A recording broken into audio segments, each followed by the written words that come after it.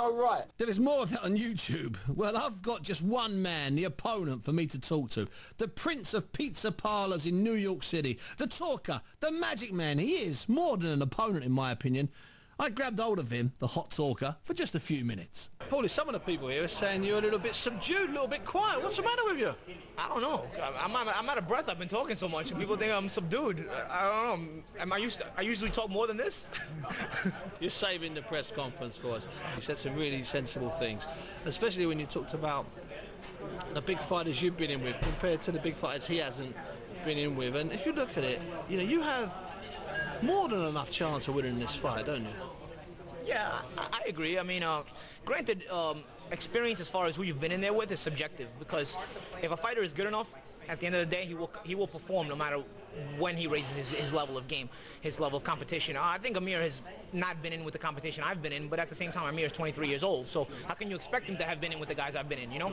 But having said that, I think he's a solid fighter. I rate that to a certain extent. I rate that, you know, I've been through the meat grinder. I've been through tough fights. I've lost tough fights. I've won tough fights. I've been in tough fights, and I've shown that I can hang in there in a tough situation no matter what. I've shown that. He hasn't shown that yet, but that doesn't mean he can't do it, you know? So when you say, oh, this guy's been through that and this guy hasn't been through that, so he has the advantage, it's subjective, because maybe one guy hasn't been through that, but when he does go through it, he may be willing to go through the meat grind. I mean, I remember going into the fight with Miguel Cotto and people saying, oh, he hasn't been in any tough fights. It's the first time he goes down, he's going to go out. I know, people found out there was more to me than just a big mouth and some speed, you know? People found out I'm willing to get in there and fight. So, no, you can't really judge a fighter until he goes there. Just because he hasn't been there doesn't mean he's not willing to go there if he has to. So that's subjective.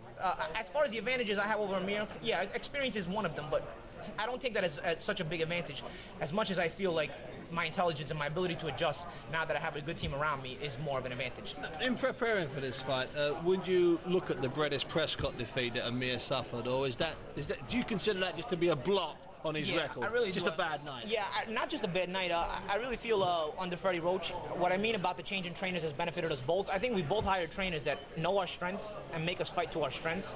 And what I've noticed with Amir since he hired Freddie is he doesn't put his chin out there, so to speak, just to say, here, hit me while I try to knock you out. If you catch me, you're going to knock me out or drop me. Now he's like, you know what? I'm going to set you up, and I'm going to make sure I knock you out when I can. But if I don't, I'm going to still take the title away from you like he did with Kotelnik. But at the same time, you're not going to touch me. So I'm not just going to give you my chin. That's what Amir's doing now. So what do you think you're going to see against Amir, Madison Square Garden, May 15? Which Amir do you think you're going to see? I'm going to see the Amir who we've been seeing recently. I'm going to see the Amir who's going to try to box and box intelligently, you know? You know, they say, oh, he can't punch. And Freddie Roach is saying, oh, if Amir doesn't knock him out, I'll be disappointed. So they may try to come and test out the waters early on and try to take it to him. That's a mistake? It's a mistake regardless, because I've shown my durability. So either way, I'm not going anywhere, regardless of if you have the advantage early on or not, which they're not going to, because once they see that things aren't going their way, they're going to have to be the ones to make the adjustment. And where do they go? Because Amir is this kind of fighter.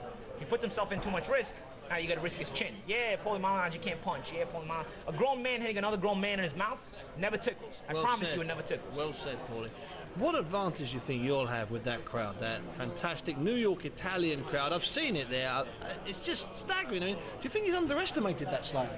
Yeah, you know what? They haven't seen it, so yeah. they don't know what they're up against.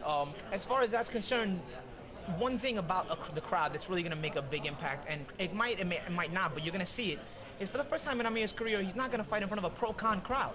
That's the first time in his career he's going to come out and he's going to hear boos. They're going to announce his name and he's going to hear boos. He's going to get punched in the mouth and they're going to go crazy, as opposed to usually silence, or when he's landing they go crazy. Now, people see blood on his face, they want to see more blood. They go more crazy. So he's going to have to deal with that. And I know from experience, you know, the first time when I fought Cotto and I went down or I was cut and the crowd was going crazy, I said, wow, you know, all of a sudden these people aren't for me. You know, this is a little bit different. Yeah, a veteran gets through. A solid fighter gets himself through that and wills himself through that. And sometimes it may not make a big difference, but it's going to play on you just a little bit. When you've been supported your whole career, like he's been supported, and suddenly he's not, and suddenly when he gets punched and punch in the mouth doesn't tickle regardless of where it's coming from, and they say, oh man, that hurt, and they go, wow, and he's like, oh, that hurt. He's got to think that hurt, and he's going to think, wow, these people really want to see my blood. They want to see me get taken out right now, you know, and that's going to play on your mind just a little bit. Now, one of the guys that's really helped him, you mentioned him there, Freddie Roach, he's helped him in the gym, but he also helps him in the mind games department. Have you had any personal history with Freddie? Do you think you're going to have some nice run-ins with Freddie, you and him? Listen, Freddie's a funny guy. I'll tell you why he's a funny guy, because a couple of years ago, I can remember the 24/7 hype show they have on HBO, and he was, Floyd Mayweather was getting ready to fight Oscar De La Hoya. And Roger Mayweather was clowning on Freddie every episode. He was clowning. And Freddie was always the guy who, he's always been the quiet guy, like always been the quiet, respectable, very good trainer, respectful guy.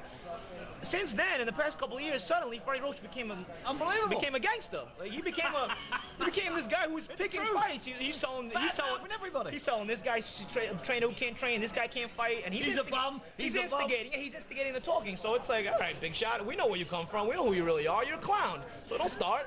So, you know, he's going to get called a clown because that's what he really is. We didn't just start this yesterday. I've seen Freddie Roach for years. He was always the quiet guy. All of a sudden, he became a big shot. So, you know, we'll see what goes on Tuesday. But, yeah, his talking is not going to affect me because I know who he really is. And he really is a clown. Amir, Oscar and Paulie there. New York City, May 15th at Madison Square Garden. What a great trip. It's a good fight. It's the fight that makes the most cash common sense. If you want to know more about it and you want to follow Amir Khan, you might want to take a look at AmirKhanWorld, all one word, .com. It's really good stuff.